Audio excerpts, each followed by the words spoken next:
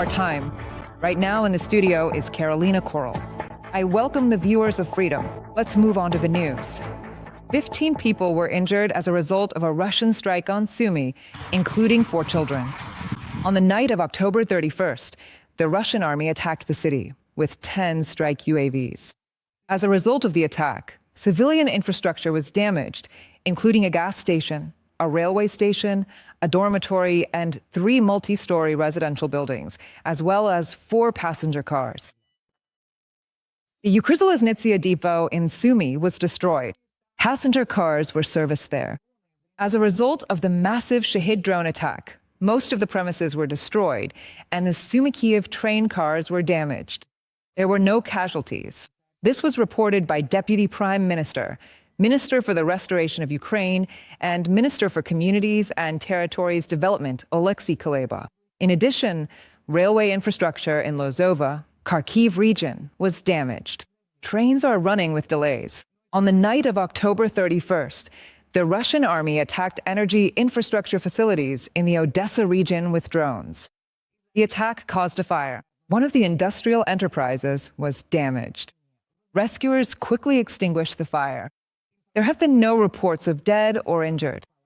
This was reported by the regional administration. After the overnight Russian shelling of energy facilities, new power outages have been recorded in several regions of Ukraine. Hourly consumption restriction schedules have been introduced throughout Ukraine. Specialists from Ukrenergo and the Ministry of Energy are carrying out repair and restoration work at the damaged sites. Russian strikes damage substations that ensure Ukraine's nuclear safety. This was reported by the IAEA. On October 30th, facilities at the South Ukraine and Khmelnytsky nuclear power plants came under fire, resulting in the loss of access to one of the external power transmission lines. And at the Rivne nuclear power plant, at the request of the grid operator, the output of 2 out of 4 power units has been reduced. The threats to nuclear safety remain very real and unchanged. Once again, I urge maximum military caution in areas adjacent to nuclear facilities. I also ask that the 7 fundamental principles of nuclear safety and security be observed. Rafael Grossi, Director General of the IAEA, from a statement on the organization's website. Overnight, Ukrainian air defense shot down and suppressed more than 100 Russian aerial targets. The northeast and south of the country were under attack. According to the Ukrainian Air Force Command, the Russian army launched 1 Iskander-M ballistic missile and 145 attack drones. Air defense forces, electronic warfare, and drone units, as well as mobile fire teams, shot down and suppressed 107 drones and 1 missile. The General Staff of the Armed Forces of Ukraine recorded 132 combat engagements on the front line over the past day. The Russian occupiers made 13 assault attempts in the Kupiansk direction and 15 in the Konstantinivka direction. In the most intense Pokrovsk direction, the enemy tried 48 times to advance toward the positions of Ukrainian units. Another 17 combat engagements were recorded in the Oleksandrivka direction. 970 Russian occupiers were eliminated on the front lines over the past day. Thus, according to the General Staff of the Armed Forces of Ukraine, Russia's total combat losses since the beginning of the full-scale war have almost reached 1,141,000 people. In addition, the day before, the defense forces destroyed 5 Russian tanks, 5 armored vehicles, and 39 artillery systems. 2 Russian multiple launch rocket systems, 1 air defense system, and 118 units of enemy automotive and special equipment were burned. Ukrainian prosecutors have charged a Russian commander suspected of involvement in the mass killings of civilians in Bucha. According to the investigation, the officer of the 234th Air Assault Regiment gave orders for executions, personally took part in torture, and oversaw the actions of his subordinates.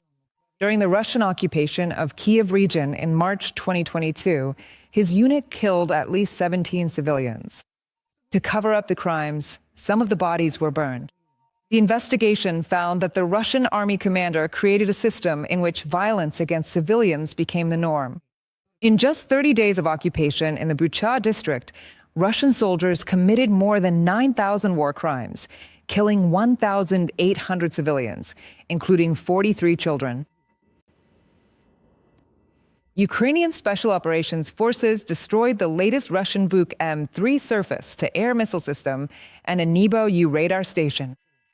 The operation was carried out on the night of September 28th in cooperation with the partisan movement, Black Spark, in the Rostov region. Both systems, worth hundreds of millions of dollars, have been completely disabled. The Buk-M3 is capable of hitting aerial targets at a range of up to 80 kilometers, while the Nebo-U can detect air targets at distances of up to 400 kilometers. For the first time, Ukraine has handed over a Russian serviceman to a foreign state, Lithuania, for actual criminal prosecution for war crimes. This was reported by Ukraine's Prosecutor General, Ruslan Kravchenko. We are talking about a senior sailor of the Russian military police who was captured in the Zaporizhia direction near Robotyne. He is involved in torture, unlawful detention, and inhumane treatment of civilian prisoners of war, among whom was a Lithuanian citizen. On October 30th, a Vilnius court placed the suspect in custody for 3 months. In Lithuania, he faces charges of war crimes, torture, and violations of the Geneva Conventions.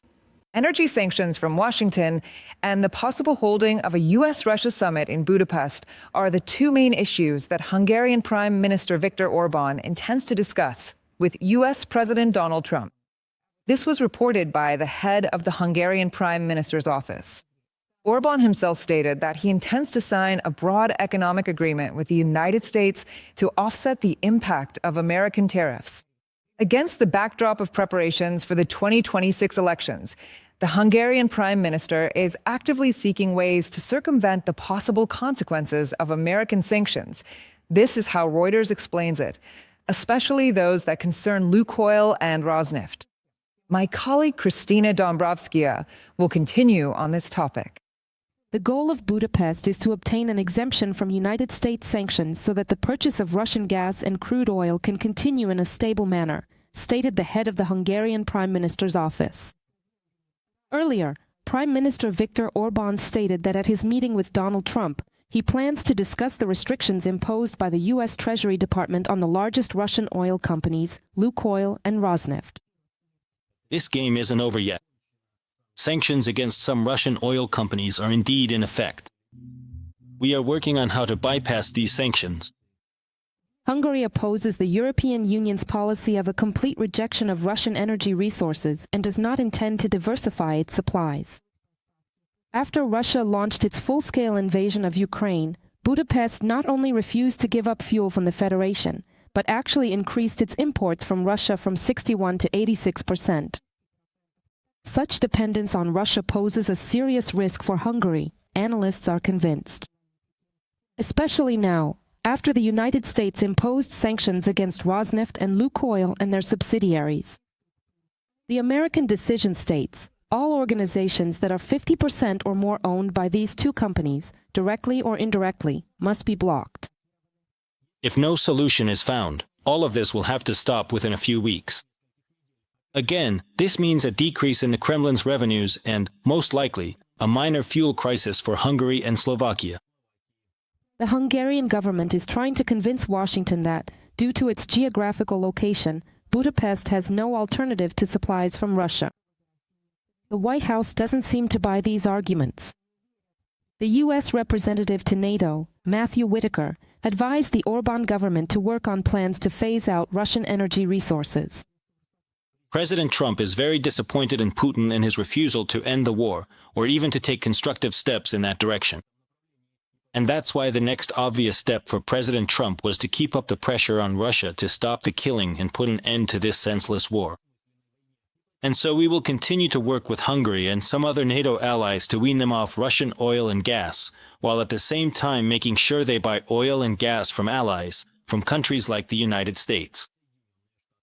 Orban is criticized in both NATO and the EU not only for his pro-Moscow economic policies, but also for his Euroscepticism and his demonstrative displays of friendship with Putin. Recently, it seems that Viktor Orban has become enamored with Moscow and now believes it's better to build an authoritarian model following Russia's example, said the Prime Minister of Poland. And he added, for Orban, power is a tool that guarantees no one can control the actions of those in power. And the result, according to Donald Tusk, is clear. Hungary was far ahead of Poland in 1989, but now it is the poorest country in the European Union. Donald Tusk, Prime Minister of Poland, from a publication in The Guardian. According to Hungary's Foreign Minister, Viktor Orban and Donald Trump will meet next week. In the meantime, Budapest is planning to assess the exact impact of American sanctions on Hungary's economy, noted Peter Szijjártó. The Hungarian government doesn't have much time to make a decision. The U.S. Treasury Department's restrictions on Rosneft and Lukoil will take effect on November 21st. According to the U.S. Office of Foreign Assets Control, during this period, the two Russian oil giants must sell their European businesses and stop supplying oil to their customers on the continent. Otherwise, they face significant fines. Kristina Dombrovskaya for Freedom TV Channel. Subscribe to The Gaze and stay updated on the most important events, top news from Ukraine all over the world, in-depth analysis, exclusive reports and interviews, all on hand in our channel.